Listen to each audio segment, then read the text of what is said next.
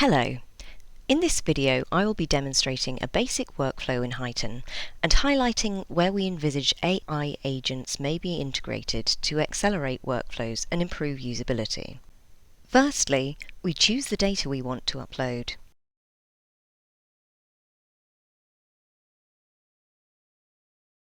Here we select which data the platform is from.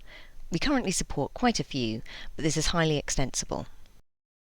You can also select whether you want all of the input to be translated into English, which is the default language of Haitton. The data will then be ingested into the data lake, after which further processing can be performed. We'll next look at data filtering options. Here we can filter out unwanted data, for example by selecting a relevant date range or specifying certain narratives or users of interest to focus on. For now, we'll bring in the whole data set. You can see I've pre-created this all data filter. If we click the Information button, we're presented with a summary of the data set, looking at the number of posts, replies, hashtags, number of unique users, and other headline numbers. Now we can start to perform some analysis of the data. The first thing we will look at is Haitton's clustering algorithm in action. Here on the Clusters tab, each of these bubbles represents a collection of similar posts which Haitton has identified as talking about one narrative. You can choose between two clustering algorithms which Haitton supports. Today we'll be focusing in on this cluster, which is to do with a chemical plant explosion in Louisiana. This is one of the larger bubbles, which indicates there are lots of tweets about it in the dataset, and when we hover over it, we can see a summary of the narrative generated using Llama. Having identified the cluster we're interested in, we can move to the reduced dimension scatter plot. Each of these dots is a post, and the plot shows in simplified terms how related narrative clusters are to one another. The most important features of each post are used to define the position of the post on this graph, and we have a few algorithms to choose from to help the user get the clearest results. The colour field on this plot has a few options, but we're interested in looking at the cluster data representation. This dataset is a collection of quite general social media posts, so at first glance this plot indicates that the clusters aren't very distinct. But now that we've run it, if we look at the key, we can see the clusters produced by the clustering algorithm, and again, the summary can be seen by hovering over. Let's select to look at just our narrative of interest. It looks like the narrative is somewhat diffuse, so may bridge into other narratives, but we can see that it's fairly dense. This view is also useful to identify sub-narratives by selecting a single cluster or two adjacent clusters and drilling further into the contents of the posts. Currently, an analyst might do this by hovering over each post to get a sense of the differences between the centre and the wings of the narrative, but an AI agent would be highly useful for performing this stage of sub-analysis. Now that we've had a first look into the data, we'll go back and filter out everything that isn't to do with our narrative of interest so that we can do a more detailed analysis of the interactions within this discourse. We'll add a few keywords relating to the narrative and create the filter. Now we'll need to rerun clustering with the new filter, which takes a few seconds. And then we can see the clusters within the filtered dataset. This gives the gist of a few key sub-narratives.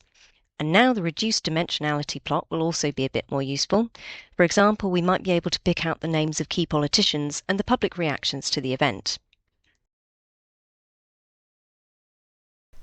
We'll just rerun the clustering algorithm.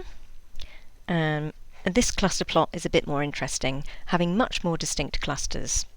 We can use this to figure out that the source of the narrative is coming from this leg of the plot on the right. And we can identify the posts start off fairly isolated from the broader cluster and travel inwards where the narrative bridges out into different public responses.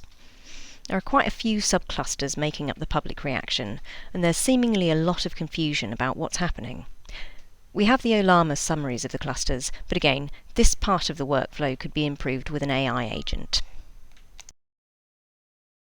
We can also examine the sentiment of the posts, so it looks like there's a big fear response in the majority of the data here.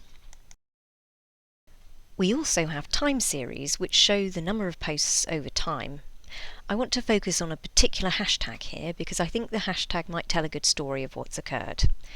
We can see that the hashtag appears very suddenly, and after only 12 hours it's completely disappeared.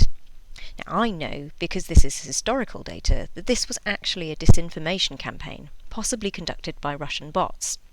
We can see potential to use AI to detect bot campaigns, as this time evolution isn't what you might typically expect from human behaviour. Next, we're going to look in a bit more detail at defining narratives. I've got some I've already defined, so I'll just re-add these. This is how we would go about creating one from scratch. What we type in the text box here will be the content of the narrative on which Haitton's algorithm will run. This is one I already have, so I'll click off this and find it in my list. We'll go to the detailed panel to construct our narrative in full.